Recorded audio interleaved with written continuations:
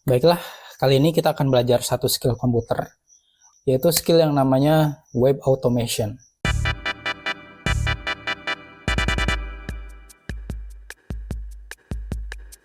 Pasti dari kita suka mengalami di pekerjaan sehari-hari, mengisi form di web satu persatu, ambil data dari file Excel, di copy, terus kita paste di formnya, balik lagi untuk copy kolom yang lain, terus untuk dipaste lagi, tekan tombol submit, dan itu baru menyelesaikan satu baris data. Belum jika baris datanya ada banyak dalam file Excel-nya. Akan melelahkan kalau kita kerjakan satu persatu.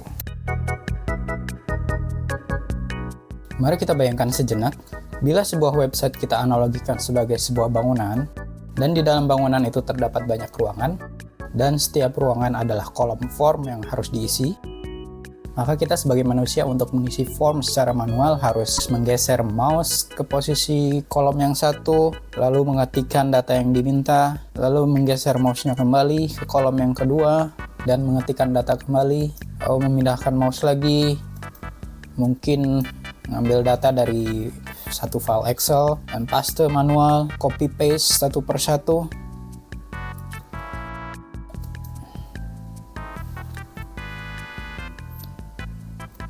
Lalu menekan tombol submit sendiri, dan semua itu baru menginput satu baris data.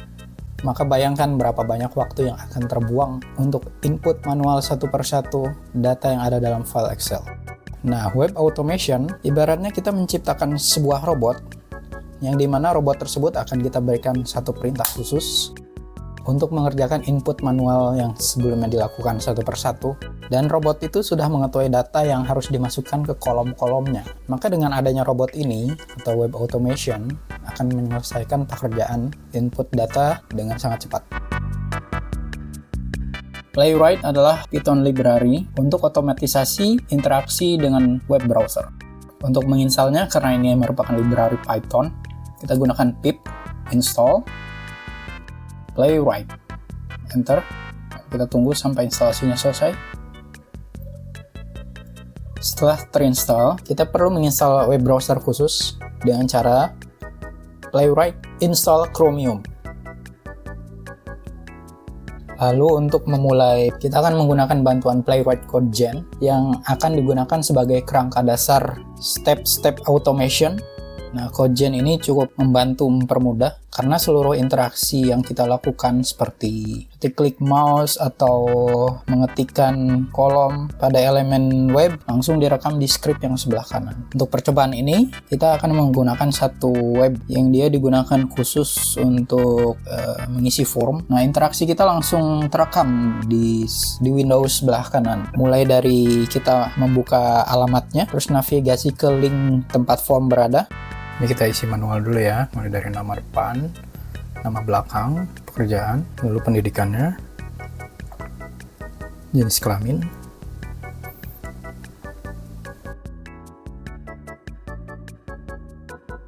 dan tanggal kita isikan, kita ketik sendiri. Selanjutnya kita tekan tombol submitnya.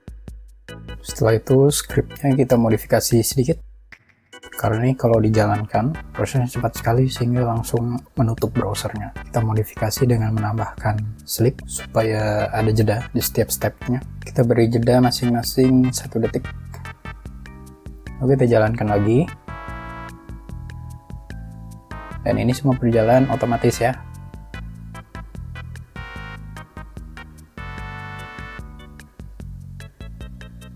Nah, ini otomatis semua nih.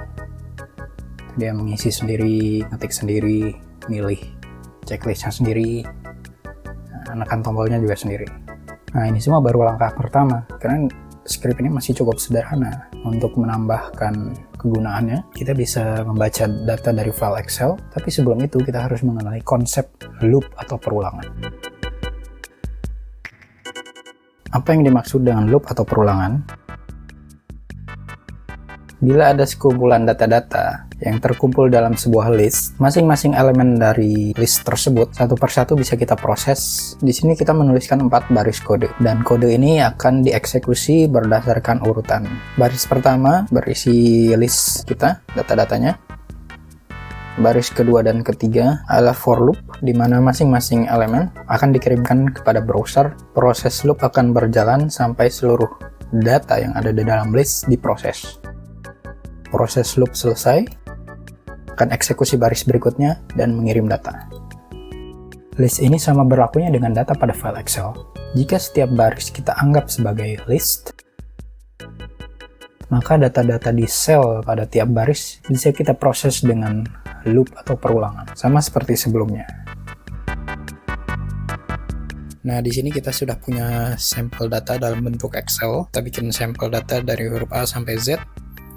Nah, untuk mengintegrasikan data dari file Excel ini ke script automation kita akan menggunakan library OpenPyExcel. Lalu scriptnya kita modifikasi dengan mengimport function load workbook di awal script. Nah, di sini kita masukkan nama file Excel-nya. Kita modifikasi menjadi istilahnya sebagai template. Pertama untuk nama depan, nomor indeks pada Python dimulai dari 0 ya, bukan 1. Lanjut, last name, sama kita lihat elemennya dengan klik kanan dan inspect, lalu diisi dengan baris pada indeks nomor 1. Pekerjaannya sama juga, isi dengan indeks nomor 2. Nah, untuk yang pendidikan ini, dia merupakan tombol pilihan ya, jadi ada 3 pilihan. Dan yang membedakan adalah nomor di akhirnya. Untuk itu kita akan menggunakan teknik string interpolation yang nanti akan diisi dengan nomor yang merepresentasikan pendidikannya. Untuk jenis kelamin juga hampir sama dengan yang pekerjaan.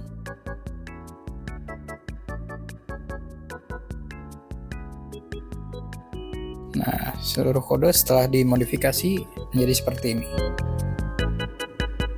Oke, sekarang kita jalankan ya script yang tadi sudah ditulis sama dengan sampel datanya ya. Nanti setelah itu kan enternya, programnya berjalan, tangan saya nggak akan menyentuh nih. Nanti semuanya akan berjalan sendiri ya. Nih. Nah, mulai jalan tuh. Oke, buka web browsernya ke alamat yang sudah ditentukan. Nah, ngisi satu persatu. Lihat, agak cepat nih. Tapi dia membaca file Excel data-datanya per baris kayak gitu ya. Dan sudah ditentukan kolom mana yang dia harus ngisi nama awal, nama akhir, pekerjaannya. Terus kayak radio button sama checklistnya juga dia udah bisa ngisi juga, udah bisa ngisi sendiri. Tanggalnya juga, nah tuh otomatis.